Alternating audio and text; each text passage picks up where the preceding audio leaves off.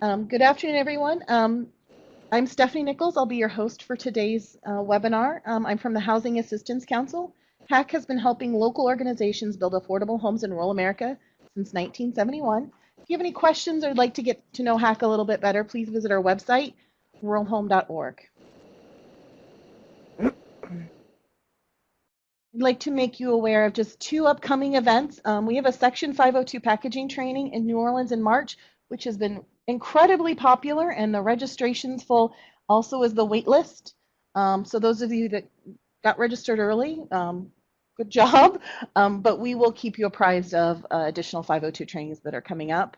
We're also working to launch the registration site for American Indian Housing Symposium in Rapid City in May. Today's webinar is the third in a three-part series, and the presenters today will give information on managing the construction process in coordination with USDA Rural Development, including construction draws, change orders, and final inspections. Information will be provided on the lease-up process, working with professional property management companies, affirmative marketing outreach, and processing tenant applications. The process for completing project closeout with USDA Rural Housing Services will also be reviewed. I'm pleased to introduce today's two speakers. First up is Jeannie Shaw. She's a nonprofit organization management professional whose expertise has helped produce housing, community, and economic development projects throughout the United States. With over 30 years of experience, she uses a repertoire of skills to assist nonprofit organizations build capacity. We also have Linda Martinez, and Linda's been with Community Resource and Housing Development Corporation since 2009. She started as an administrative assistant in the asset management department, and today she's the director of property and asset management. I'm going to hand it over to Jeannie and Linda. Thank you. This is Jeannie Shaw, and thank you all for joining us today. We think that this series of webinars is going to be very useful now and in the future because they will be available on HAC's website as well as on the websites for CRHDC and Tierra del Sol. So if people were not able to attend the webinar, there will be a number of different ways that they can later on review the materials and listen in on the recorded presentations. So again, thank you all for your time in joining us today. We have the technical assistance providers that are presenting this information include Community Resources and Housing Development Corporation. They were established in 1971 to address intolerable conditions of migrant housing in Colorado. And they have done this throughout the years. They now have expanded to address community needs in urban and rural markets on a statewide and regional scale, including activities toward increasing financial viability and sustainability of families in the communities where they work and live. They have significant experience in developing farm labor housing, and this screen shows a few of the projects that they have been involved with, providing technical assistance. Since 2002, Tierra del Sol and CRHDC have provided technical assistance on the development of farm worker housing using 514 and 516 funds through grant agreements with USDA Rural Development. And they now offer those services through the entire country. Tierra del Sol was formed in 1973 to help New Mexicans achieve the goal of a decent home and suitable living environment.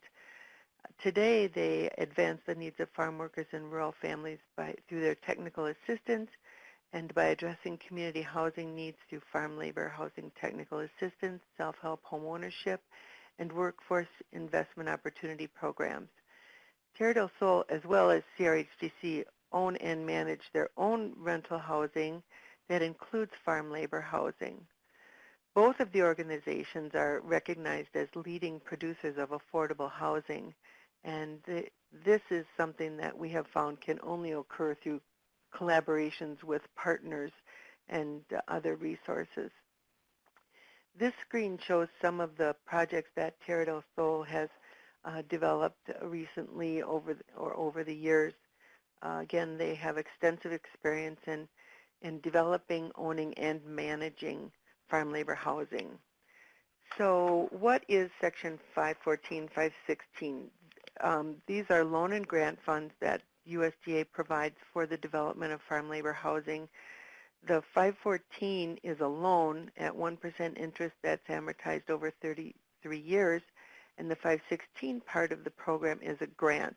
Only nonprofit organizations and government entities can receive a grant. The program typically will allow up to a maximum of $3 million through a mix of loan and grant funds for each project. I think the most important thing that these projects offer is that they do come with rental assistance or operating assistance depending on the type of project that you're going to be operating. And I just wanted to mention that it's our understanding that Rural Development is going to be releasing the notice for solicitation of applications shortly, and there will typically be a 45 to 60 day time frame to submit those pre-applications. So if you are involved in pre-development or considering development of a farm labor housing project, it's best to begin early in assembling all the aspects that are required to apply. And of course, that's what we're here for. This map shows the two organizations in which sections of the country we cover. So it depends on where your project is located. You could call either CRHDC or Tierra del Sol. And we also will refer to each other if you call us and you're looking for contact with the other organization. We're more than happy to help you out with that. So at our last presentation, we wrapped up around the notice to proceed for construction. There was a meeting with Rural Development, and they have provided the contractor with the notice to proceed with construction. So all of the pieces that needed to come together to result in that notice to proceed included getting final planning and zoning determinations, all the plan specifications, construction cost, development costs have been finalized. They've been put out to bid, and there's been a bid opening so that a contractor could be selected. All of the funding commitments necessary to build the project are in place. Comprehensive needs assessment and appraisal has been completed. The comprehensive needs assessment helps you understand what kind of maintenance and replacement needs the project will have over the coming years of operating. The appraisal, of course, is important in order to close on the loan. The final operating budget, management plans, and the management agreements with third-party providers have all been are all in place. And so now USDA and all of the other funding commitments are ready for closing. That wraps it up in a nutshell, but it's much more complicated than that. So one of the things that I like to point out is that in that pre-construction conference, many times what groups are going through is they're conducting some value engineering, especially if there's a need to drive down the cost of the project or there's unanticipated expenses that came up as the project was being determined and the plans were being prepared. So value engineering is a step that is important to make sure that the money is well spent on the project, and that may result in changes to the construction costs. So just to keep that in mind, if your project is tight on funding available to cover all of its costs. So once we've completed the notice to proceed, then USDA begins their legal review of all the closing documents. And so they are reviewing all the different project elements. This can take 4 to 6 weeks, so please allow time for that because this has to occur before you can close. If there's any changes or corrections that are needed, that will add additional time to the process, so it's best to be in constant communication with USDA, your multifamily housing rep, to make sure that there's no surprises waiting for you. And then after you've received your written closing instructions, it's important to address each of the items that have been listed. And many times this might involve working with your legal counsel. Some of these closing instructions may pertain to the lien position that USDA wants for its loan, the type of ownership that they're going to require on the project, any requirements that are needed to clear title, insurance requirements. Those are just a partial list of some of the things that you may encounter. But once all those closing instructions have been met, the documentation has to be submitted to USDA so that they can approve them, and then a closing date is set. So I just wanted to cover the pre-construction conference again. This is something that can occur before closing or after closing. We recommend that it occurs before closing so that any questions can be addressed at the pre-construction conference. So what's covered at the pre-construction conference? Rural development and the contractor and you as the project sponsor are going to review the payment process, inspection requirements, any Davis-Bacon wage rate requirements, the process to handle change orders, how to use contingency funds.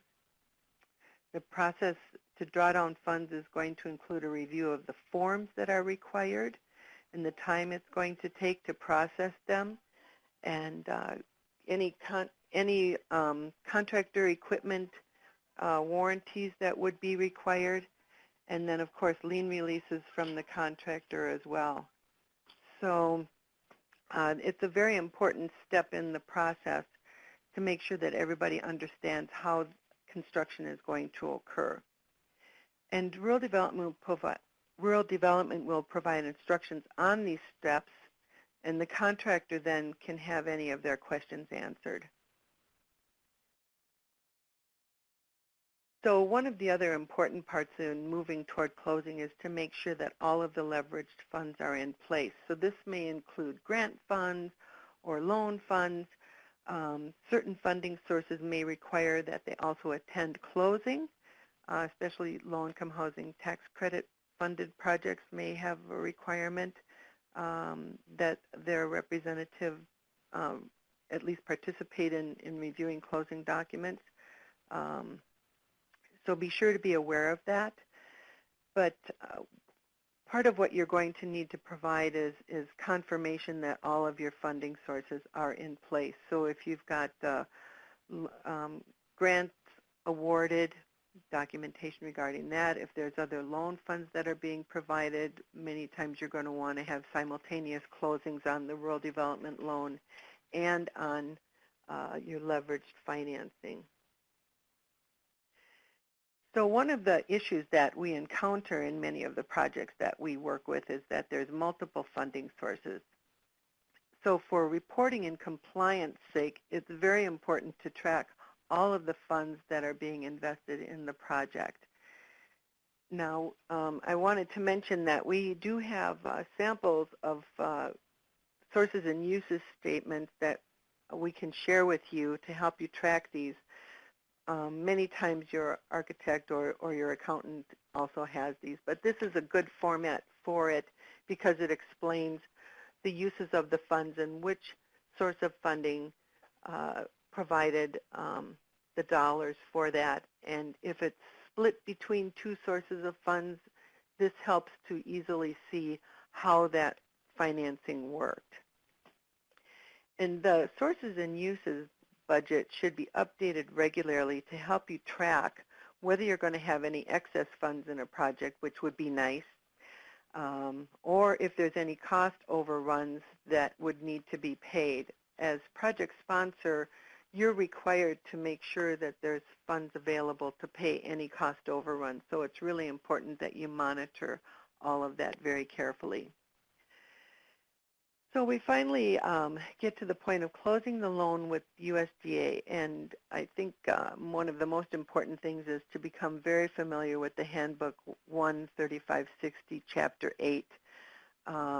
This is an important part of the process, so it's best to be aware of what you are going to need to do in order to close the loan. So, of course, at loan closing, all of the loan documents are going to be signed. Rural Development is going to require that the person who's authorized to sign them on behalf of the organization be present at closing. And it's also a good idea to have your project architect or legal counsel attend, particularly if you're using complicated financing such as low-income housing tax credits. Many times the title company is going to require that you provide evidence of the corporation authorizing or designating the person who can sign the loan documents on behalf of the organization. So be aware that they may be requesting that in order to close. And then, of course, it's very important to evaluate all of the closing documents. So one of the things that we like to do is to request a projected settlement statement so that you can start to review the charges ahead of time and ask any questions if there's charges on the settlement statement that you were not aware of. And this is from Chapter 8. It's a checklist of loan closing activities. So, of course, you have your title company that you're going to be working with, and you need to order your title opinion or insurance binder. I always recommend that you, if you know the site of your project, of course, it's best to order that title report early on, just in case there's any issues that need to be resolved on Schedule B. Legal counsel may want to review the title report, and if there's any issues that need to be resolved in Schedule B, they can certainly help if there are complicated title issues. And the Office of General Counsel is also going to require that they review the closing documents. So they will need to receive copies of the settlement statements, the loan documents, the title reports, and any other documents that may be necessary.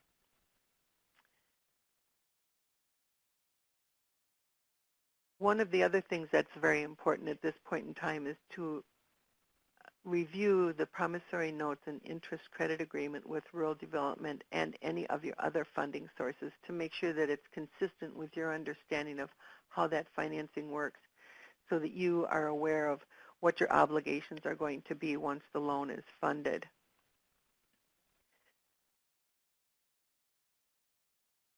And another thing that can occur at closing is that any pre-development costs can be paid through closing to reimburse you for those expenses.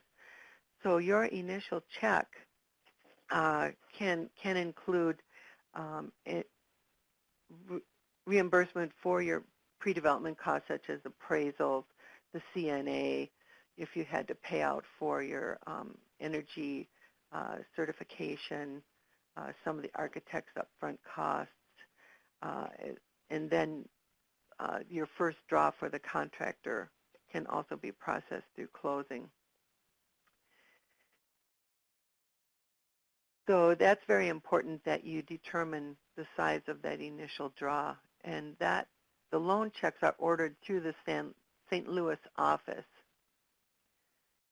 So once we have loan closing, construction then begins, and so you would be receiving multiple advances throughout the construction process. And after the loan is closed, rural development has certain steps that they take to record the loan within their system. So be aware that they have a process for post-closing activities. And again, I'm going to refer you to the handbook, 13560, the Multifamily Housing Loan Origination Handbook. This is very important to review this and understand the requirements. If there are questions, refer to the handbook and work very closely with your multifamily housing rep. They're following the handbook as well, and so if you have questions, they can help you understand what the requirements are. And it's very good to anticipate what kind of things you may encounter that could potentially delay closing or cause issues as you go through construction. So the handbooks are really very useful. So in preparing for the beginning of construction, you would then prepare your first draw to request funds at closing. And as I mentioned, this can be used to reimburse for any pre-development costs that were paid up front.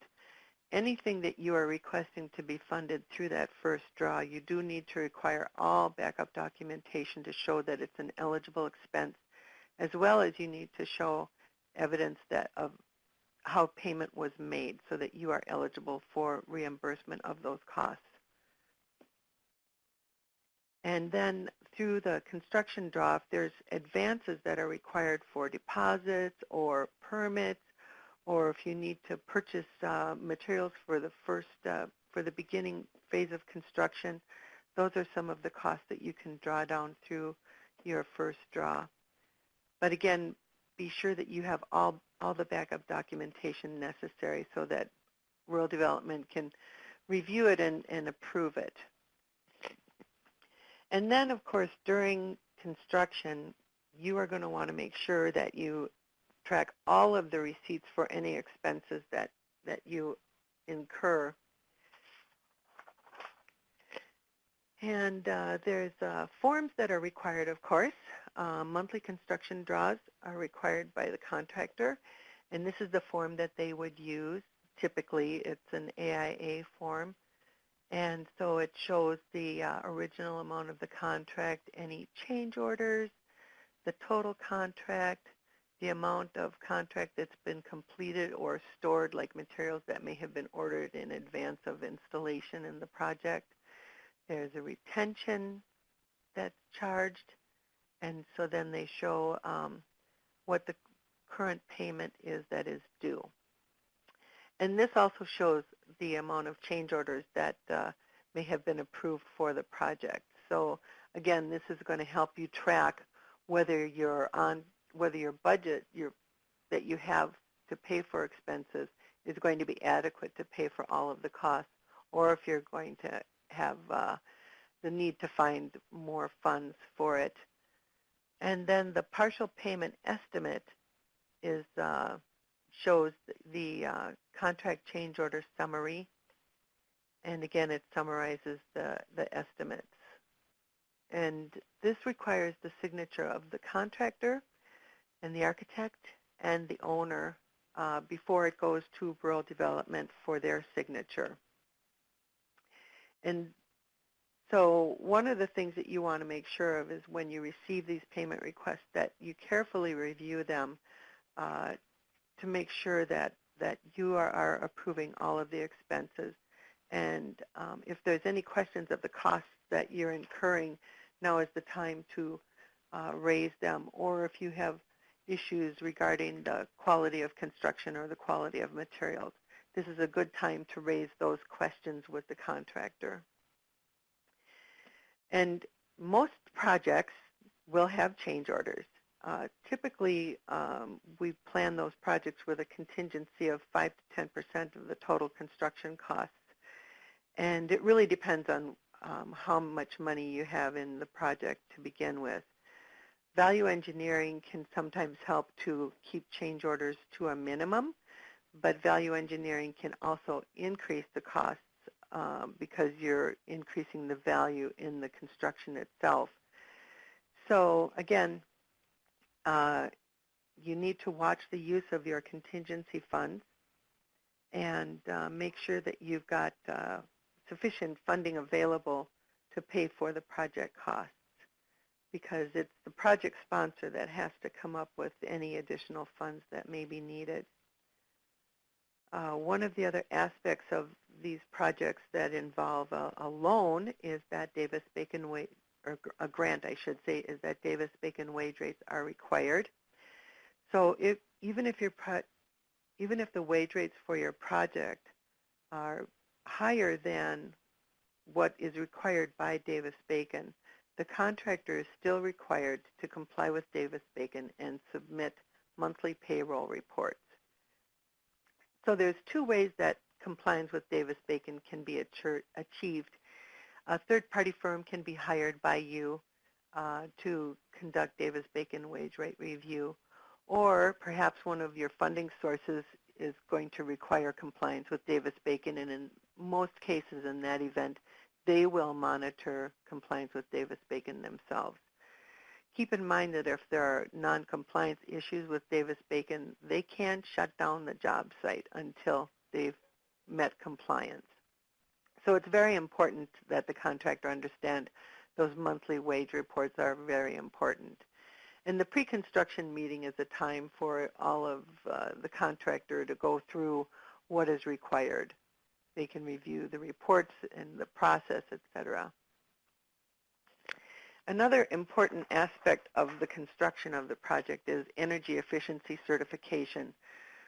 Nowadays, most of the projects, I would have to say 100% of the projects that are selected for funding by rural development have an energy efficiency requirement in them.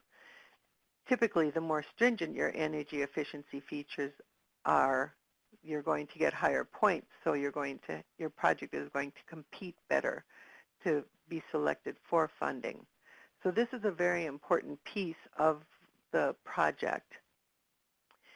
And one of the aspects is that you may be required to coordinate inspections and testing in order to have your project certified that it meets those energy efficiency requirements.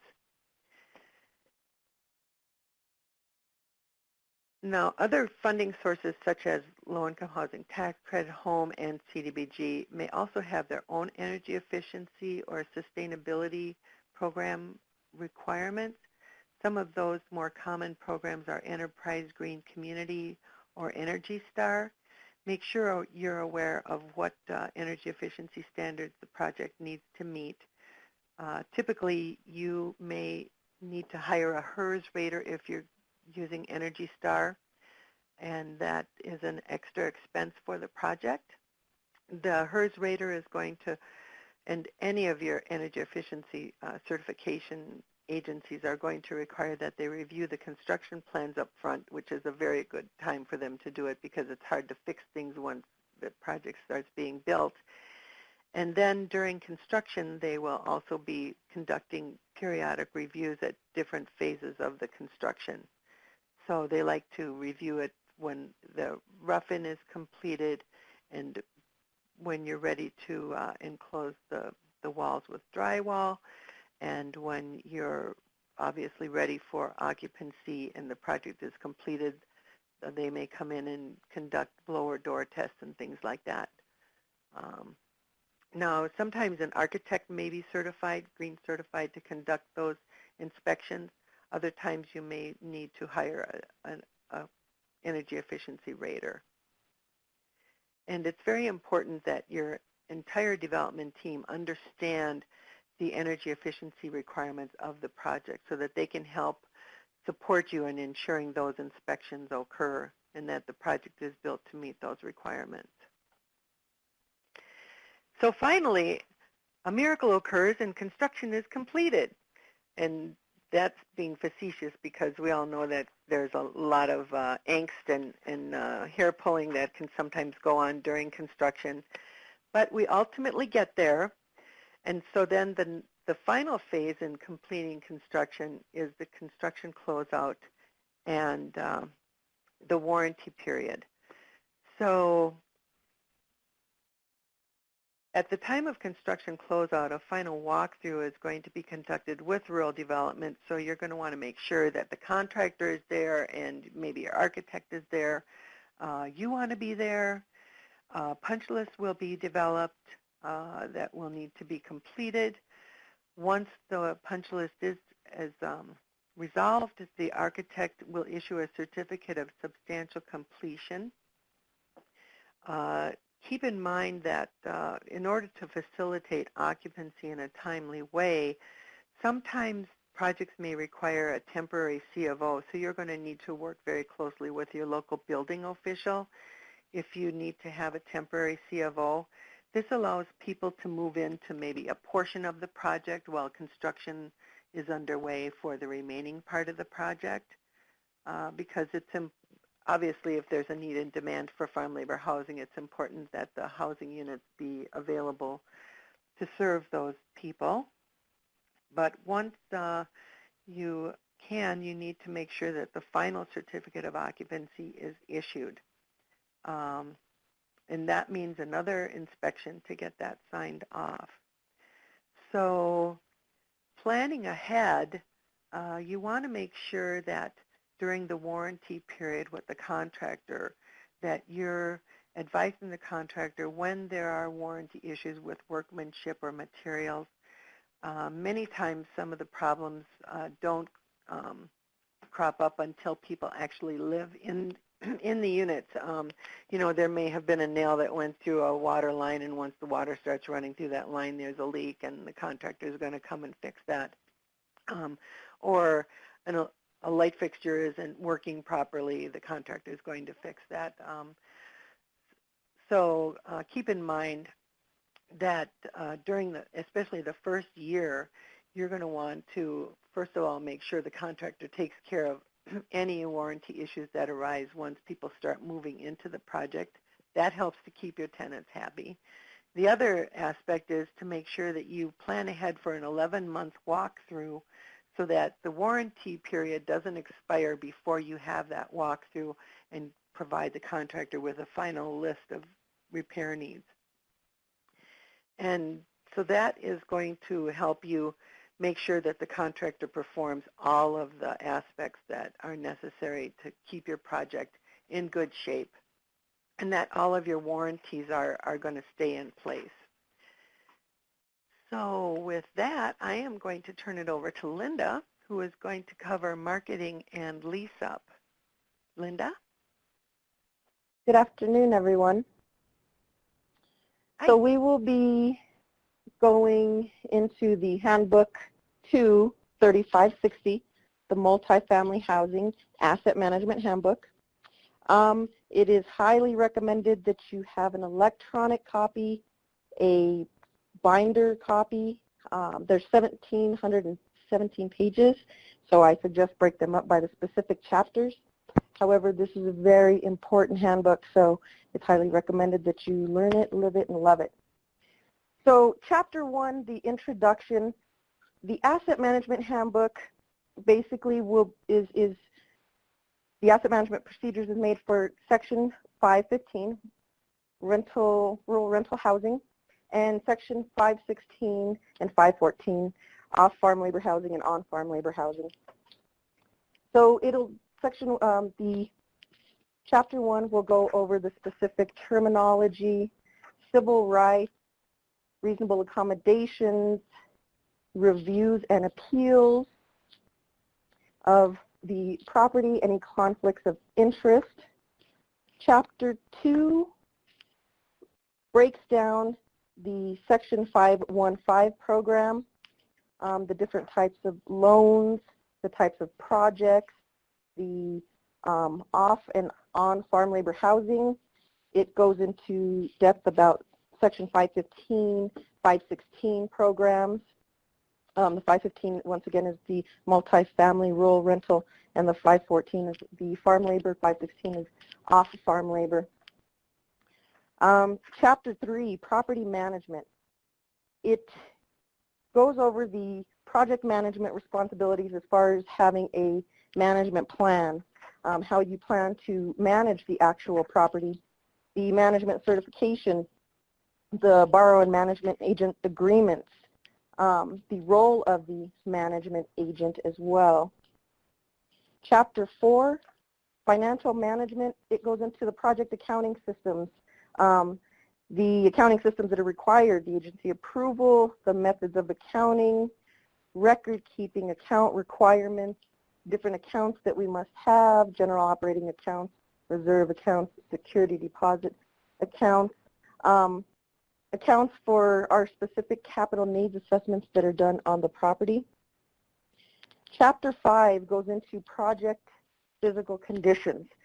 So the maintenance requirements and standards of a property, it will go in depth in that preventative maintenance, work orders, tenant damages, energy conservation, inspections. Chapter 6 goes into the project occupancy, the tenant eligibility requirements, the income requirements, determining eligibilities for households, ineligible tenants, calculating income, any asset income. Let's see, Chapter 7 goes into the rent requirements, shelter costs, utility allowance for the specific properties. Chapter 8 goes into the rental subsidies. Is it project-based rental subsidy? Is it HUD Section 8? Is it private? Is it state or local? How those agency-funded rental assistance works, the allocation and distribution of the rental assistance. Chapter 9 goes into agency monitoring. The specific agency monitor reviews from USDA staff, whether it be a internal review on sites or on the site or on the actual files of the project. The different appendix, the 3560, this is very, very important in determining tenant rent portions, rental assistance portions, making sure that you've properly qualified, gathered all the necessary documentation in order to put together a tenant certification. In that specific certification, it will go into the household members, if there are any minors, if there are any elderly, the total annual income for the household on both employment and assets.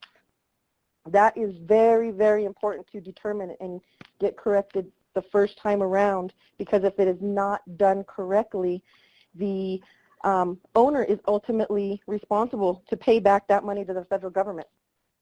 Any money that was misappropriated, any tenant certifications that were done incorrectly, it is very, very important that this 3560 is done correctly, reviewed, and reviewed again.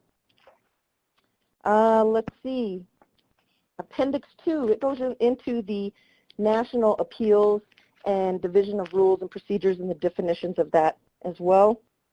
Appendix 3, forms referenced in this handbook. So once again, this handbook is 717 pages. So there are a lot of forms referenced in here. So Appendix 3 will just give you a list of those forms. And the most updated copies of those are on the USDA government page.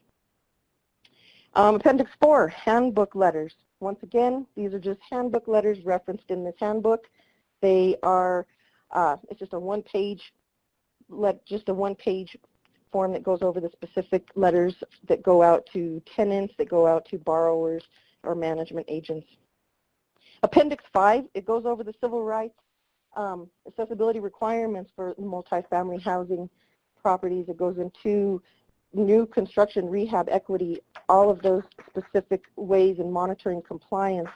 So those areas of the handbook you can always reference back to. That's why I recommend you break it up into chapters.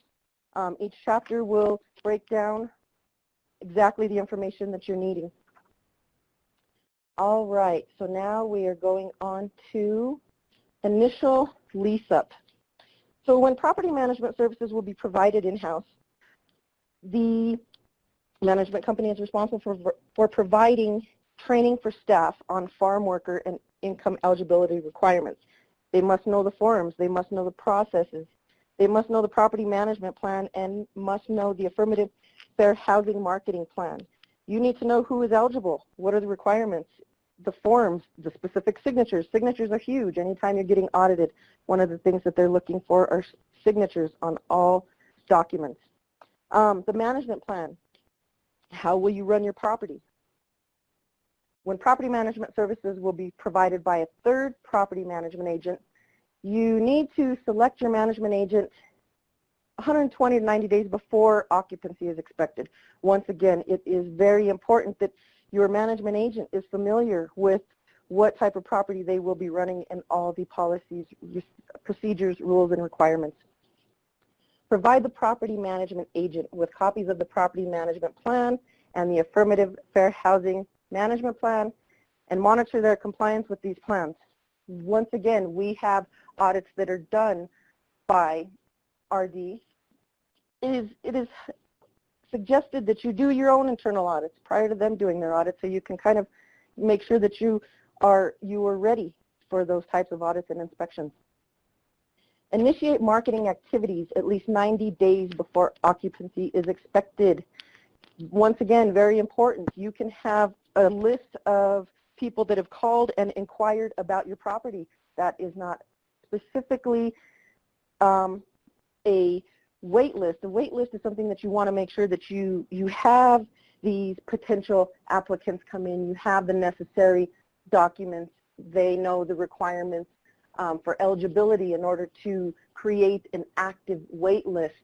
The last thing you want to do is say I have 120 people on a wait list, and then you go to get those units filled and only 30 of them actually qualify for your property. So 90 days before occupancy is expected, initiate those marketing activities. The affirmative fair housing. Marketing efforts and marketing tools must comply with affirmative fair housing requirements. Follow the affirmative fair housing marketing plan approved by USDA. The fair housing poster must be prominently displayed in all office locations in which rental activity takes place, and the affirmative fair housing marketing plan must also be available for public inspection at all rental offices and locations. In this plan, it will talk about your target market. In that target market, are you providing the correct language documents, brochures, flyers, whatever it may be for those residents that you are targeting? Your demographic, your advertising. Is your advertising informative? Is it sufficient? Where are you posting it? Who is least likely to apply? Are you reaching out to those that are least likely to apply? And how are you reaching out to them? These are all things that are very important in the affirmative fair housing marketing plan, and knowing that what type of residents you are actually target marketing. So how do we reach potential tenants?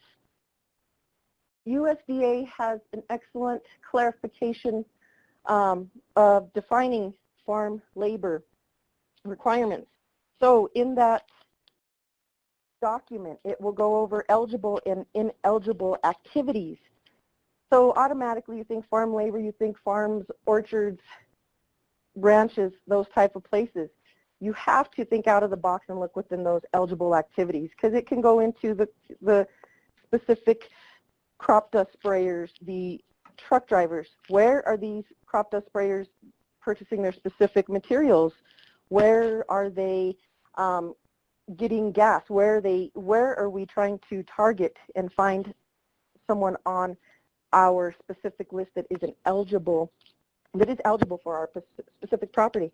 So local growers, feedlots, packing plants. You can do presentations. You can have open houses. You can do lunches. Local Head Start programs. You can also go into the school flyers. Those are excellent to get your information out to school flyers, school counselors, school nurses. Any local middle schools, charter schools, high schools, any type of schools in the area. Local healthcare providers. Reach out to areas in which you wouldn't normally. So in the local healthcare providing facilities, you can put your flyers, brochures, cards, application packets. Local service providers.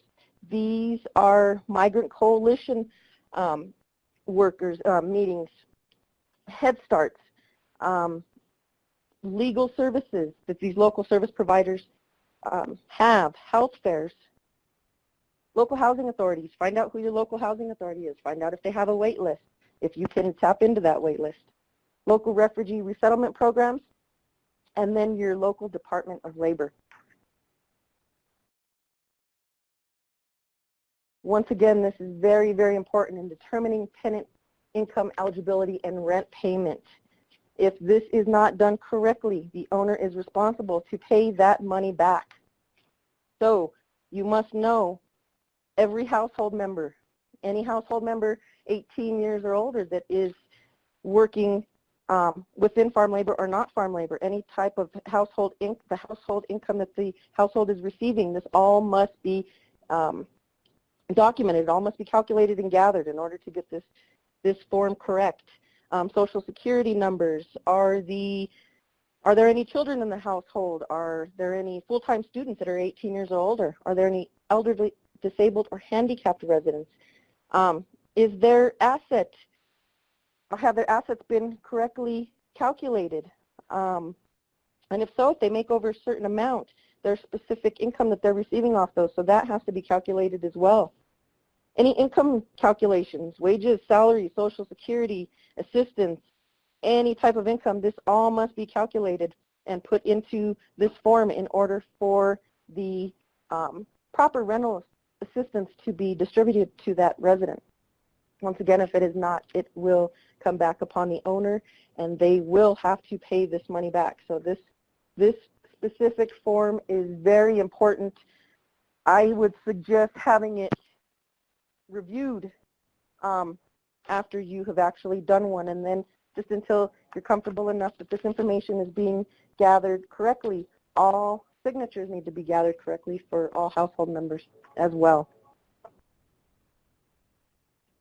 USDA's role in monitoring the project. So Chapter 2.13 goes into property management, financial management, property physical conditions, the project occupancy, rental shelter cost, utility allowances, rental subsidies. Break down your handbook into your chapters. So when you have to go to a specific chapter, you open it up and your information is there. Make notes, add sticky notes. It's always good to refer back to it. You want to know that you are properly maintaining the grounds, interior, exterior, your files, your units. So in the event you have any type of audit done by anyone, you are properly ready for that audit. And then once again, the handbook is something you can always refer back to on specific documents that you will need. Project management for farm labor housing. Section 5 of Chapter 3, it goes into the project management. So project management fees. There's management fees that the project for farm labor housing borrowers are required to maintain on a monthly basis. Insurance requirements for farm labor housing goes into specific insurance requirements. Special servicing requirements for your Section 514 on farm labor housing. It goes into the policies, the definition of rent, servicing actions, compliance, and any corrective actions that need to be taken. It also has attachments. In those attachments, it will break it down into the management plan requirements that you need to make sure you hit all your points on. It goes into frequently asked questions, non-discrimination policies and practices that borrowers must address. Costs and services to be paid from the management fee. These attachments, it goes into that specifically, and costs and services to be paid from the project income. Once again, it's always nice to refer back to your handbook to 3560 asset management, multifamily chapters. Look into them, know them, refer back to them, make notes. All of this information is highly, highly important. It all, at the end of the day, goes back onto not the management company, but the actual owner. The owner is responsible at the end of the day. So in saying that, thank you for listening to the marketing and lease up phase, and I will turn it over to Stephanie. Good afternoon, everyone. I do not see any questions in the chat right now. Please feel free to continue to type those in the lower right. I am going to disable the lecture mode, so you will be able to speak. Please, if you could, mute your lines if you're not planning on speaking, or reduce background noise as much as you can. Thank you. Oh, we got a question. Is interim financing not allowed in off-farm labor like it is in off-farm? It's from Peggy Coogan in Wisconsin.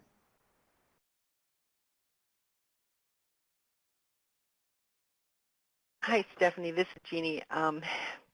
We don't do too much with off-farm financing. Interim financing is allowed when you're developing on-farm because you need to have construction loans and things like that. I can't imagine if for an off-farm project, if the property owner has to demonstrate that they're unable to get financing from other sources, that they would necessarily have the cash available on hand to fund the entire project themselves. What might not be eligible is the costs of that financing. So Penny, I don't know if that's helpful. Myrna Reyes-Bible might be a very good person to ask that question.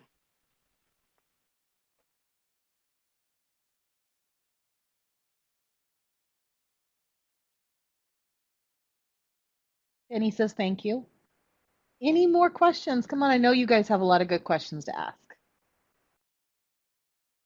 If you're on the phone, you can ask them verbally. If your microphone is turned on, you can connect it in the top menu bar. You can give your computer rights to speak if you'd like, and you can always type them in.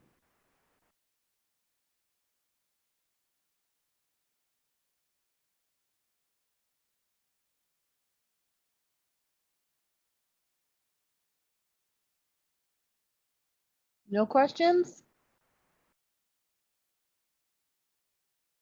Give everyone one more moment.